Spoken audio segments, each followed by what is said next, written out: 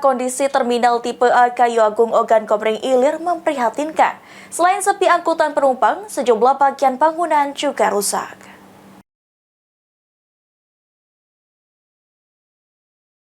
7 tahun berlalu sejak pengelolaan dikembalikan ke Kementerian Perhubungan. Kondisi gedung terminal tipe A Kayu Agung kini semakin tidak terawat. Sejumlah bagian bangunan seperti plafon gedung banyak yang jebol. Dan beberapa bangunan los ruko juga tak terpakai dan terkesan mubazir. Dari pantauan di lapangan juga tidak terlihat aktivitas bus ataupun angkutan penumpang di areal terminal tersebut.